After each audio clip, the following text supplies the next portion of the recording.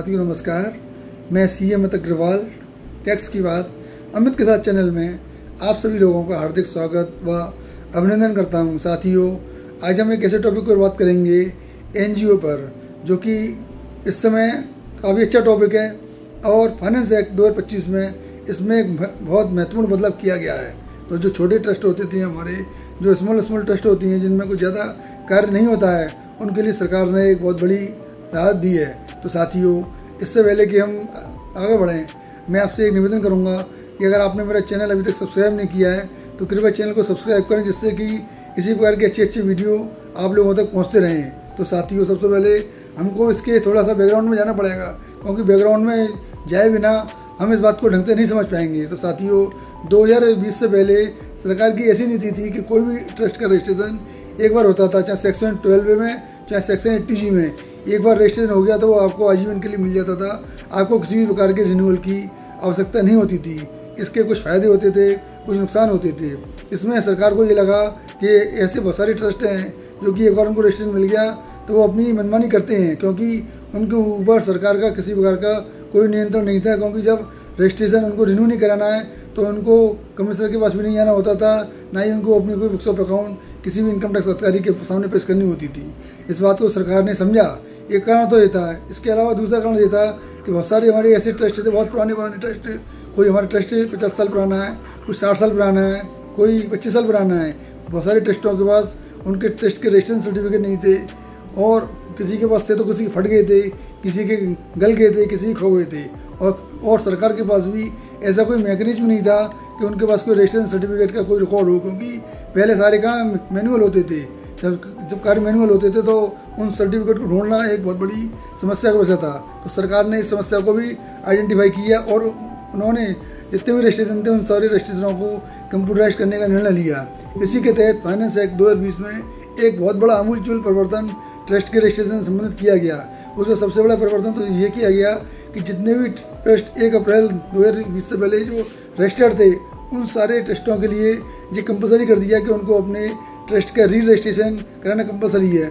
हालांकि री रजिस्ट्रेशन का काम भी कोई ज़्यादा कठिन नहीं था, क्योंकि सरकार ने कह दिया कि अभी हम आपसे कुछ नहीं पूछेंगे, आपके पास जो डॉक्यूमेंट हैं उन सारे डॉक्यूमेंट को अपलोड करिए, ऑनलाइन जाके फॉर्म भरिए अपना, और हम आपको आपका री रजिस्ट्रेशन दे देंगे।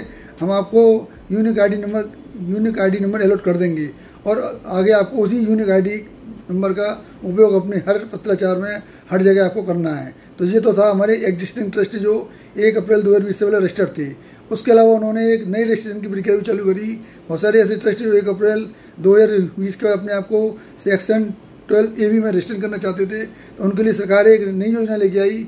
वो योजना थी प्रोविजनल रजिस्ट्रेशन, यानी कि अगर कोई ट्रस्ट नया है वो अपने आप को सेक्शन 12AB में या 80G में रजिस्टर करना चाहता है, तो उसको सबसे पहले 3 साल के लिए प्रोविजनल सर्टिफिकेट दिया जाता था।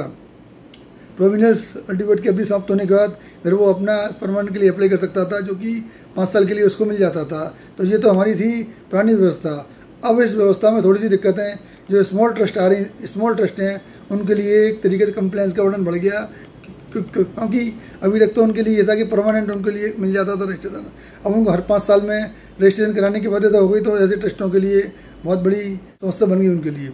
तो सरकार ने ऐसे स्मॉल ट्रस्ट की समस्या को समझते हुए फाइनेंस एक्ट 2025 में एक अमेंडमेंट लेके आई।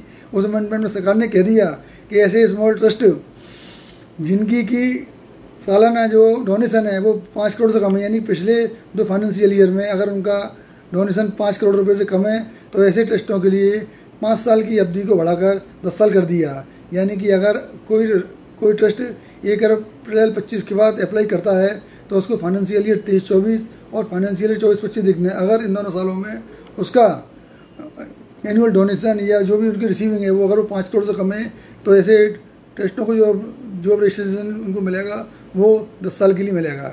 यहाँ मैं आप लोगों की एक भ्रांति को दूर कर दूँ जो कि इस समय लोगों में बनी हुई है। ऐसे ट्रस्ट जो 2020 के बाद ऑटोमेटिक यानी कि री रजिस्ट्रेशन के माध्यम से आए थे, तो ऐसे ट्रस्टों के लिए अभी अवधि 5 साल ही है। उन ट्रस्टों की अवधि असेसमेंट ईयर 26-27 यानी कि मार्च 26 में ख़त्म हो रही है। तो ऐसे ट्रस्टों को मार्च 26 से 6 महीने पहले यानी कि सितंबर 25 तक अपने ट्रस्ट के री रजिस्ट्रेशन के लिए अप्लाई करना होगा। तो ऐसे ट्रस्टों से मेरा विशेष तौर से उनके लिए एक मेरी एडवाइस रहेगी कि अपने ट्रस्ट का रिन्यूअल के लिए सितंबर 25 से पहले अप्लाई कर दें, जिससे कि आपका समय से काम हो जाए। अगर आप ऐसा नहीं करते हैं तो आपका रजिस्ट्रेशन को CIT द्वारा कैंसिल किया जा सकता है। अगर आपका रजिस्ट्रेशन कैंसिल हो गया तो आपके ऊपर बहुत बड़ा एक टैक्स का बर्डन आ सकता है। तो साथियों, मैं आप सभी लोगों से यही कहूँगा कि अगर 1 अप्रैल 2025 के बाद आपका रजिस्ट्रेशन करा रहे हो तो आपको 10 साल के लिए आपको रजिस्ट्रेशन मिल जाएगा। और जो एग्जिस्टिंग हमारे ट्रस्ट वो हैं तो उनको सितंबर 25 से पहले अपना रिन्यूअल कराना आवश्यक है। तो साथियों, NGO ट्रस्ट से संबंधित अगर आपकी और भी कोई भी क्वेरी हो, किसी प्रकार की कोई समस्या हो, तो आप मेरे को कमेंट बॉक्स में भी लिख सकते हैं। मेरे